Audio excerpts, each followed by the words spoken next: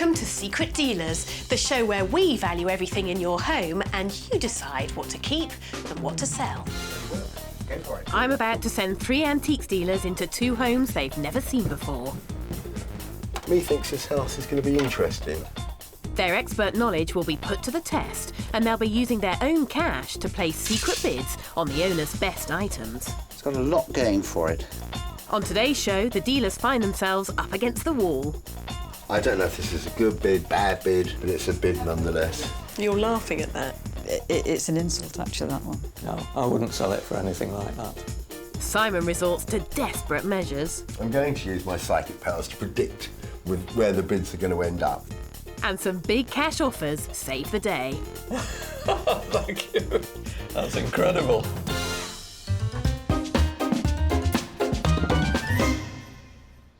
For our first property, we're off to a large house in Derbyshire, where there's plenty of room inside and an eclectic and substantial amount of antiques and collectibles that have been amassed over several decades and can be found in almost every room. There's everything here, ranging from silver to a long case clock. The owner of the spacious home is Ina, and now she's thinking of moving on. The reason I'm looking to sell a few bits and pieces is because I am going to downsize. This is 2 cottages knocked into one, and it's really quite big for one person. But downsizing will mean parting with some precious items, such as this extensive collection of Crown Derby figures. The first one I was bought was the owl. It seems as if it was like a licence to buy Ina a present. When I was my birthday or Christmas, my family all bought me another animal and another animal until I finished up with 37 of them. They are rather nice, but they do take up quite a lot of room. Ina is especially attached to one of the figures in the collection. This Father Christmas was given to her by her children, and she'll be loath to part with it. Ina could be faced with some difficult decisions once the dealers make their bids, but the money could come in very useful for her.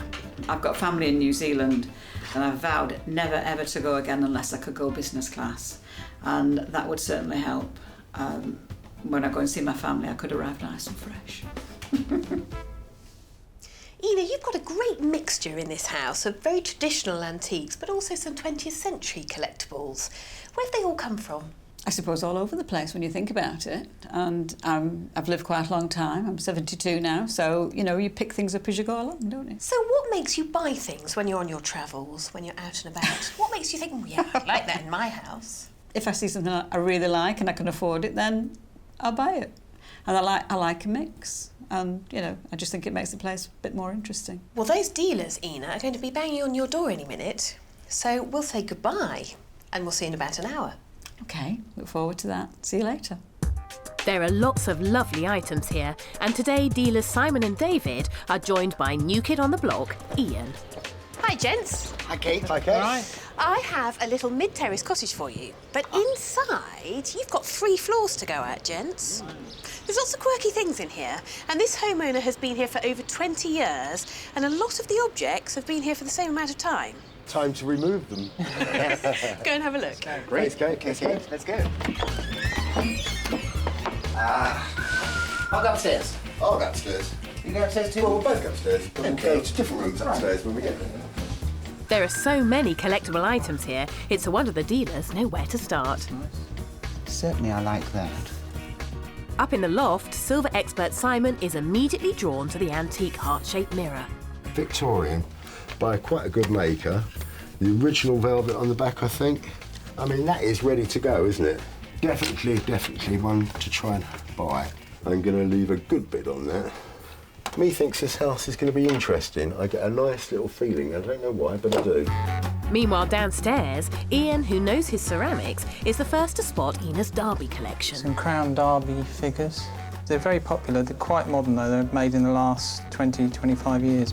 But there's so many, it's making his head spin. God, there's loads. Let's have a count up. 1, 2, 3, 4, 5, 6. While Ian is busy adding them up, David, And I'm in here. always on the lookout for nice bits of jewellery, is in the bedroom.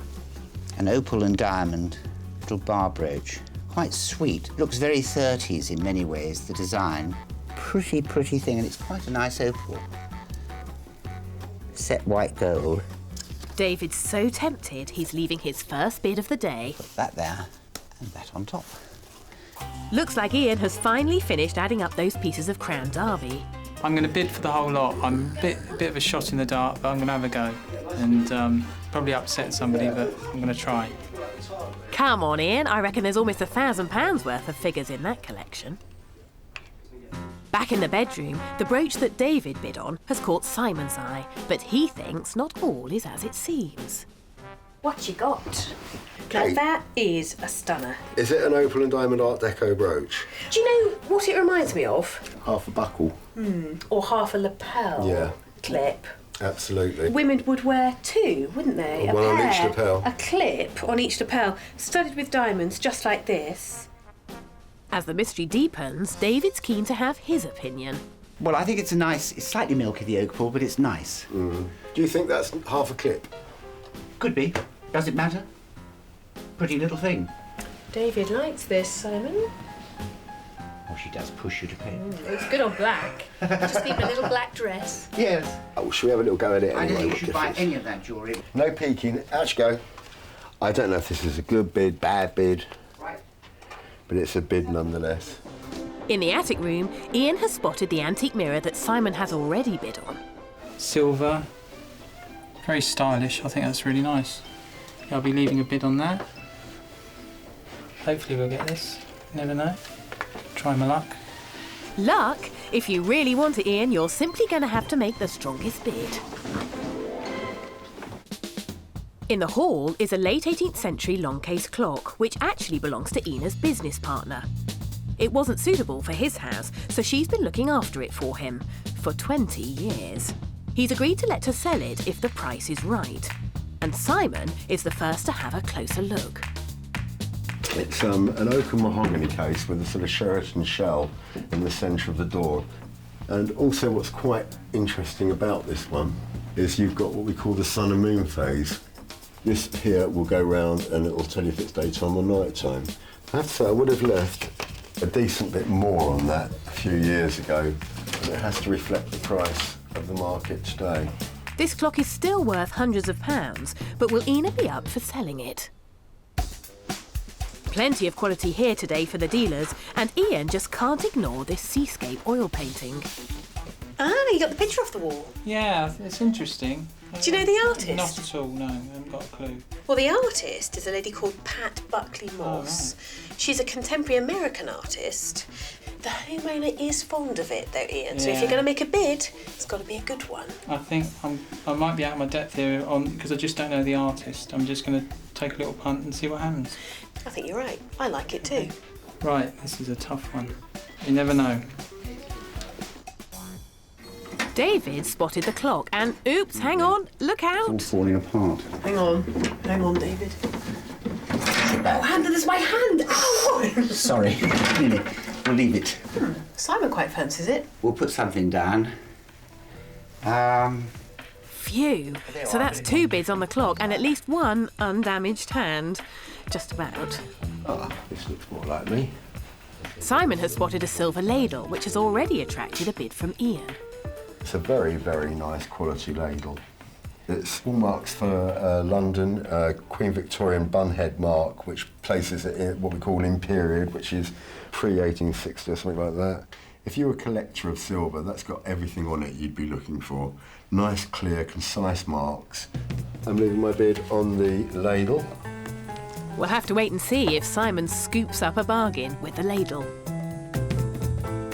With time running out, David's finally found the heart-shaped mirror. It's about 1890. It's got this nice medallion at the top. It's got a lot going for it. David knows quality when he sees it, and this is a very commercial piece. There we are. Does that compete with you, guys? With time ticking away, David decides to take a look at the Crown Derby figures that Ian has already left a bid on. 19, 20, 21. Do I want to get involved in these? They have such variance in value. Some are, 20 or 30 pounds, some are more. I think the lady homeowner has built this collection up over a number of years. Yes. Go on, David. Go on, 1 David. minute. 1 minute to go. Shall I? Oh.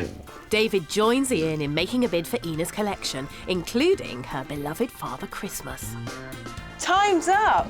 Out we go. Well, I could find all out over again. you won't be wanting that. that Go on, then. Time to go, come on. Simon, you don't buy silver frames, do you? Come on.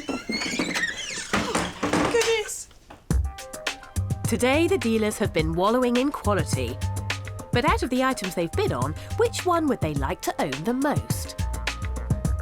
I didn't expect to find such nice things in this property, but there was some lovely jewellery which I did like, and I'm hoping that I've bought some of it. The item I liked most today was probably the mirror frame. I thought it was nice quality, nice silver frame. I liked the heart-shaped motif, and I think it would have been quite easy to sell. Well, I think actually I'd like to take the silver mirror home as much as anything else, but the ladle was nice as well, so either one I'd be very happy with. Time to reveal to Ina just how much cash is on the table. Now, Ina, you told me you wanted to potentially sell some things because you're going to be downsizing. Just exactly how small do you think you're going to be going? Maybe half the size of this one. Okay. In this envelope is the amount you could walk away with today. Do you want to have a look? Okay. £4,318. You seem quite nonchalant about that figure. Not really. 4,000, Probably no? you can say I'm in shock. Is that what it is? I think so, yeah. How much do you think you're going to have to sell? How many pieces? I would think quite a bit for that. Well, right now, it's time to find out. Okay. Ina's going to have to make some tough decisions if she's going to walk away with all that money. And first up, it's the heart-shaped mirror with bids from all three dealers. Well, it's a beautifully decorative piece in a heart shape, which makes it very commercial. But the really special thing from a silver buyer's point of view, and what I think our dealers will have spotted, is that it's by a very well-known silversmith called William Commins. Right. So this shouts quality, Ina. Right. Which is exactly why you've got three bids sitting here. David says £245. Right. No way. You don't look very impressed. No, I'm not. The independent valuation for this is between £250 and £350. Right. Should we have a look at the other two bids? Go on then. Ian says 160. Oh, well. Right. We're not going the right way, are we, Ian? Certainly not. No. Simon says 315. That's a bit better. Okay, No, so that's an acceptable offer. we have a sale. Yeah, we've got a deal.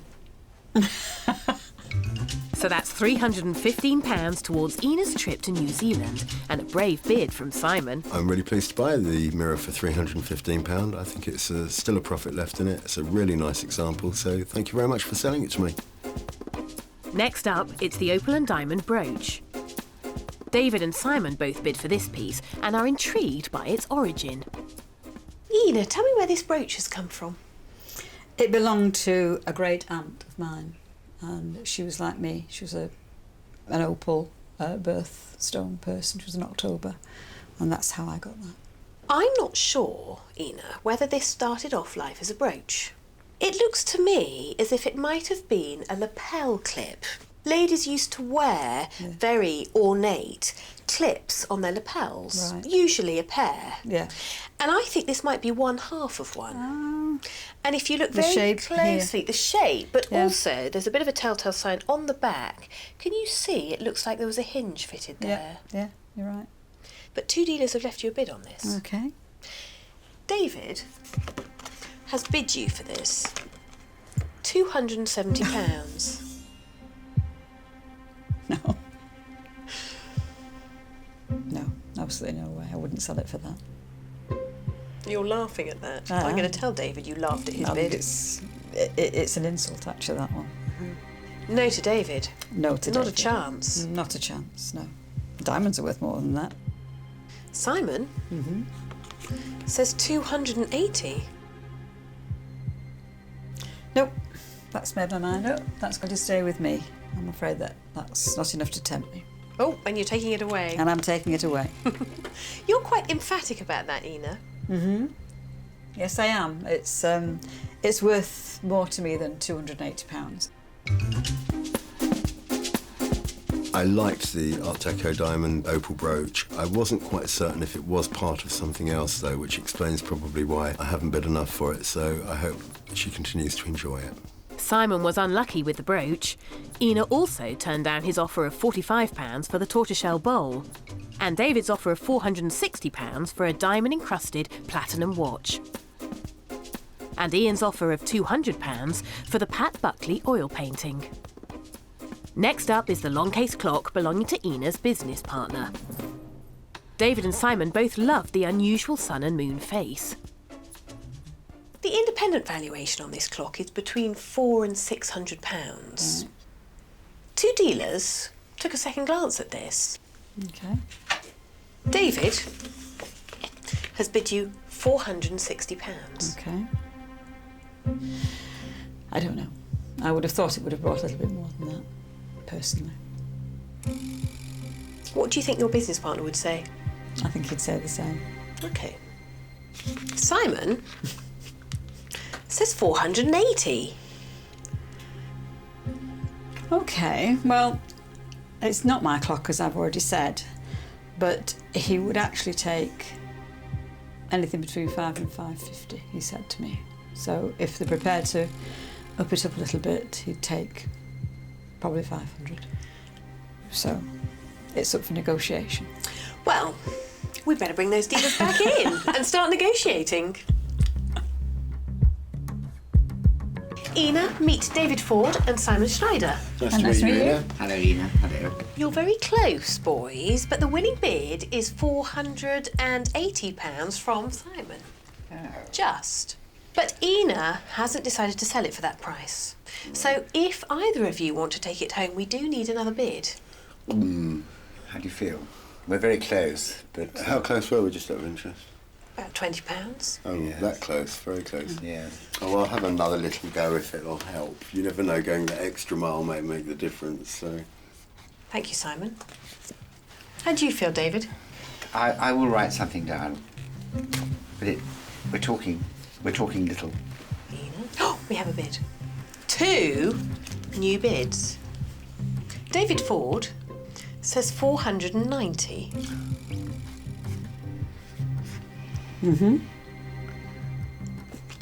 Simon says 495. I had to just keep it under 500, purely because I know that whatever happens, it's worth £500. I mean, hopefully it's worth a wee bit more. But... Yeah.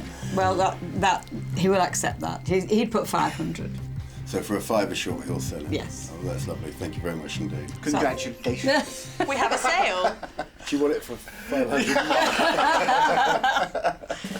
With only £5 in it, Simon wins again. I think we were both very close, and I do honestly hope there's a profit left in it. Well, we'll find out if Simon's able to sell the clock for a profit at the end of the show.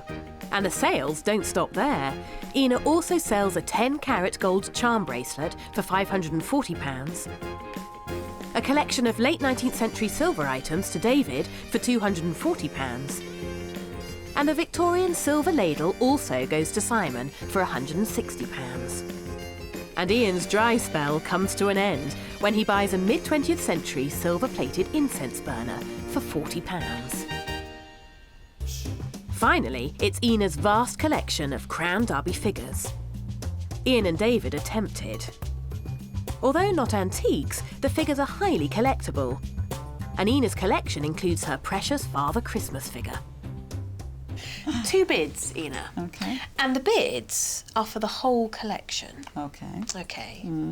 Now, the independent valuer has looked at all of these. He said roughly between £800 and £1,200. Yeah, I would have said that's about right. That right? Yeah. Okay. Let's see what the dealers think. Right. Because Ian had a look at your collection. And he has bid you £700. Okay.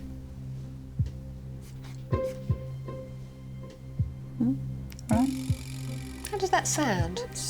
It's okay. David has bid you £800.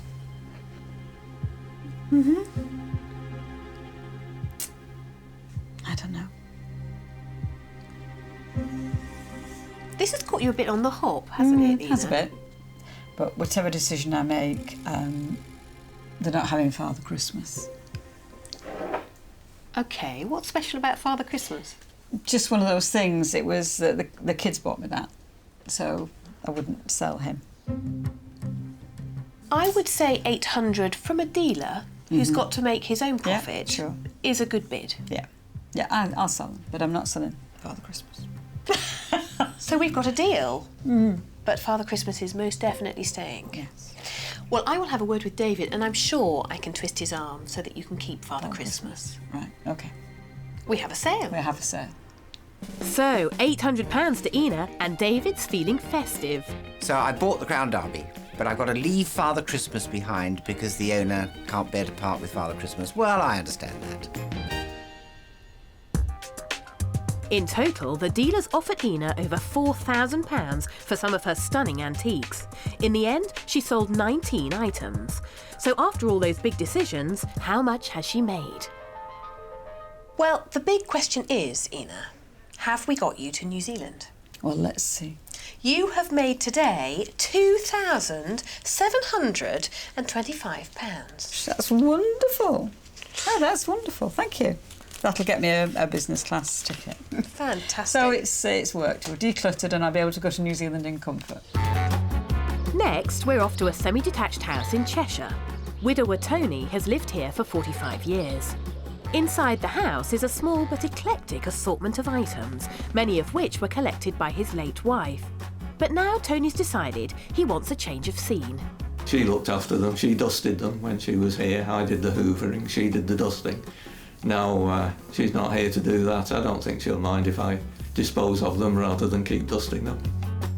Because his late wife Pam was in charge of the purse strings, Tony has no idea how much some of the items are worth. My wife bought all of them, so I wasn't always party to how much she paid for them. One of the nicest items in Pam's collection is this Edwardian silver rattle. Pam bought it in an antique shop many years ago, really. It would be interesting to find out how much the dealers think it is worth now.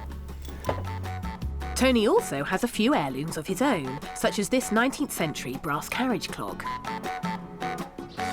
So what do you think about the items around your home then? I am quite happy to dispose of some of them, actually. I prefer something more minimalist, Right, so so, it's clutter. well, when it comes to ornaments, our dealers are quite keen on some, you know, Tony. Good. So I think they might be quite busy here. Oh, well, I hope so. Let's see if dealers Ian, David and Simon can help Tony create his minimalist interior. Hi, fellas. Hi, Kate. Hello, Kate. Now, I've brought you to a suburban semi. What do you think? You never know till you get in, do you? Exactly. Well, I can tell you that inside here there are lots of collectibles and knickknacks, and the homeowner isn't particularly attached, so it has got to go. But I don't want any silly business, though. No mean bids. Go on, get in there. Let's go to work. Thanks, Kate. Thanks, Kate. Right, come on, boys. Let's go to work. Let's go for it. Well, I'll go this way.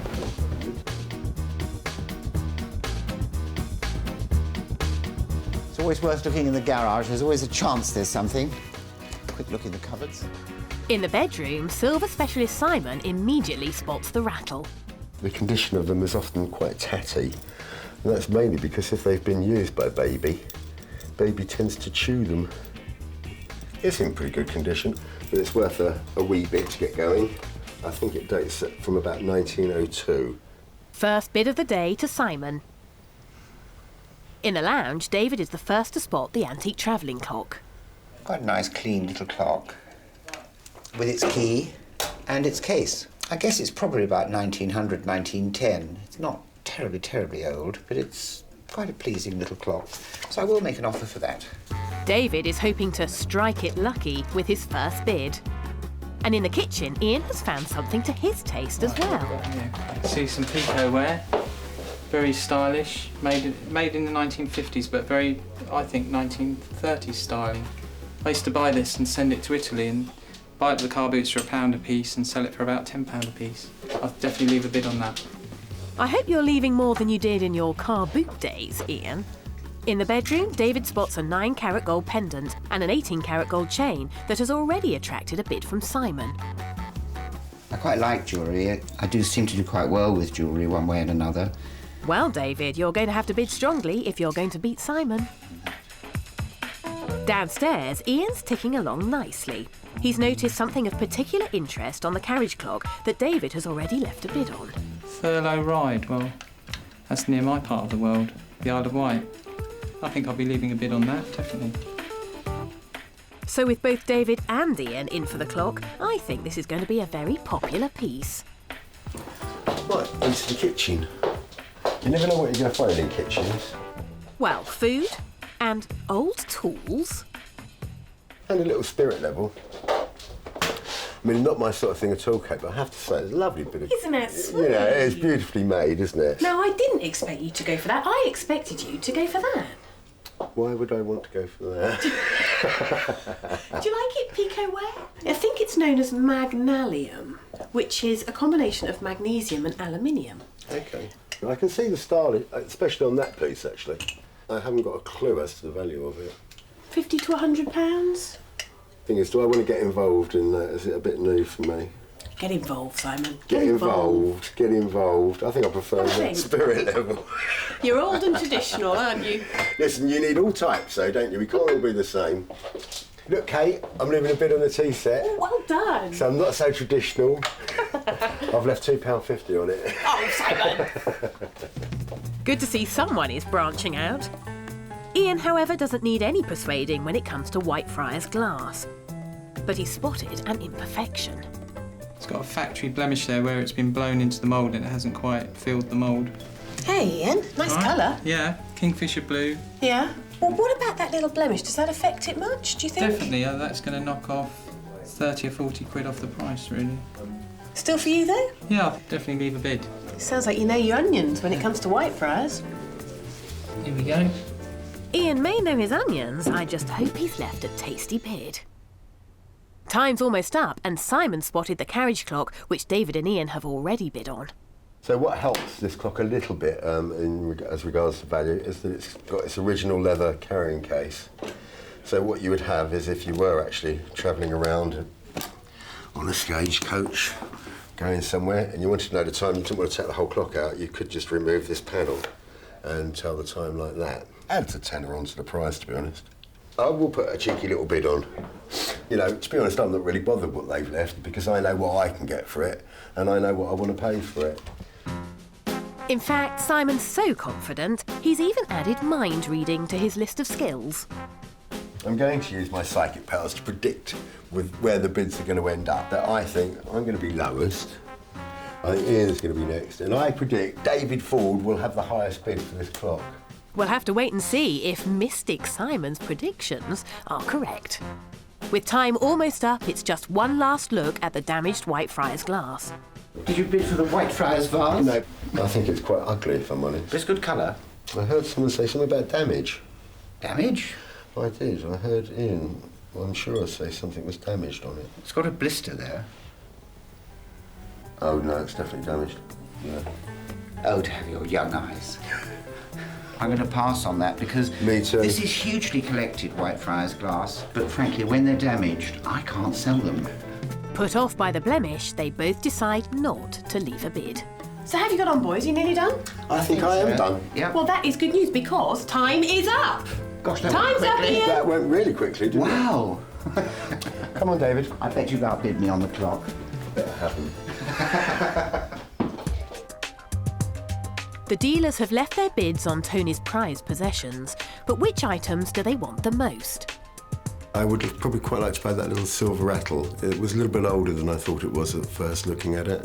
Quite a nice example, so I'd be happy if I could take that home. There was a bit of gold upstairs in the bedroom that I quite liked, and if I buy that, I'd be quite pleased. I'd like to take home the Whitefriars vase. I'm very keen on Whitefriars and be glad to take that home and put it in my cabinet.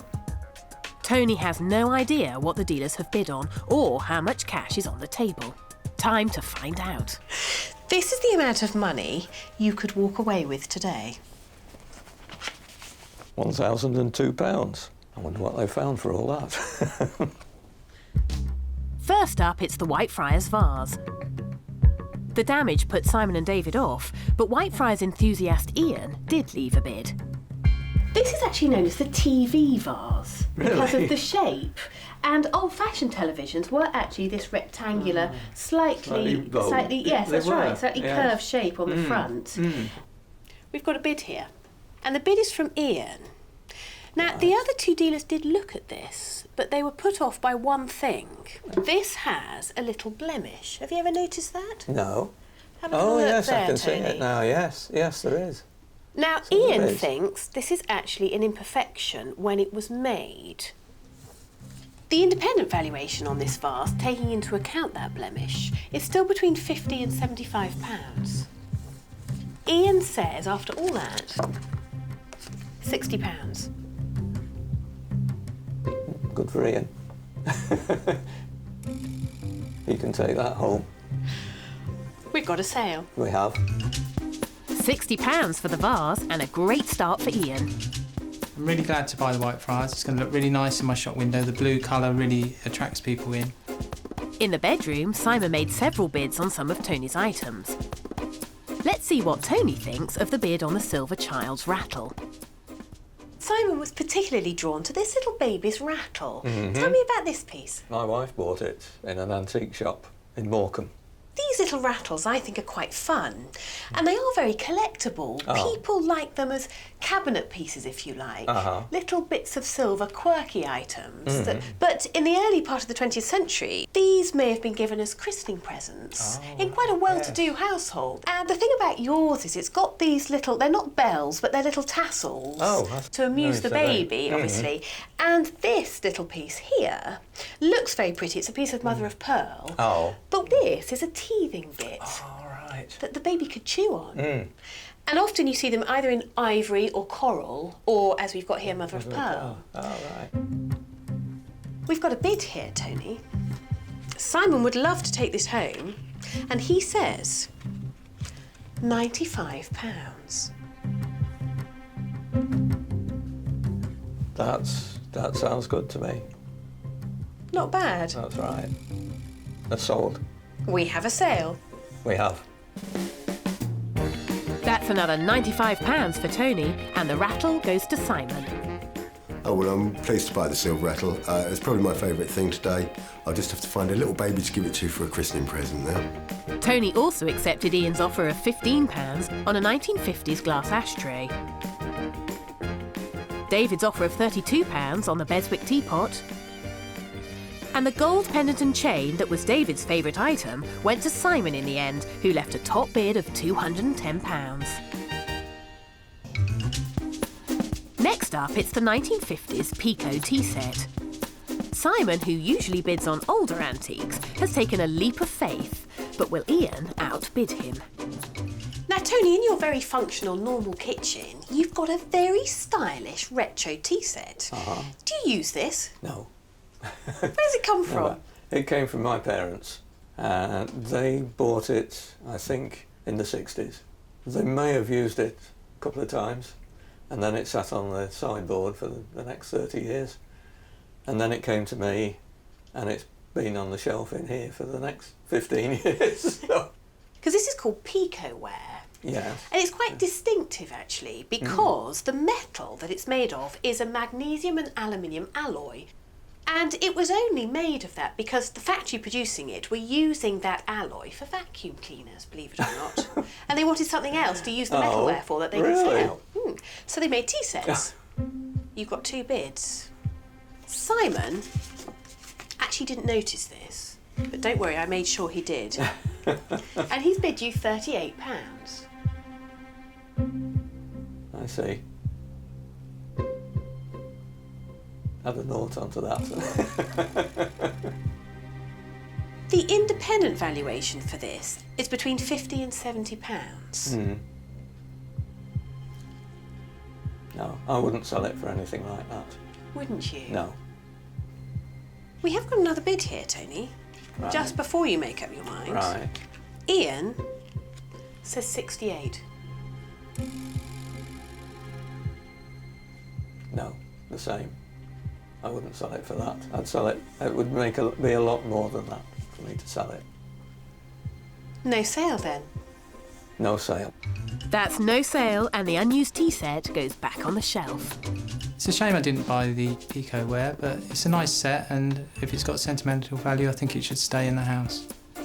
Despite a no sale on the tea service, Tony sticks to his guns about wanting a clear out and sells almost every item with a bid card, including Ian's offer of £60 for 2 Beswick horses, Simon's offer of £35 for a 1930s brass spirit level, and David's offer of £140 on some Ladro and Neo figures. Finally, it's the carriage clock that attracted a hat-trick of bids. Simon used his mystic powers to predict the result. I predict that David Ford will have the highest bid for this clock. But will he be right? Tony, tell me about this carriage clock that's ticking away here. Carriage clock came from my parents, then it was handed down and it's finished up with me. Well, all 3 dealers spotted it. Yes, it looks popular. When the first 2 bids are revealed, it turns out David and Simon bid the same amount, and Tony says no. But Ian really wanted this because it was made in his hometown of Ryde. Ian says 132.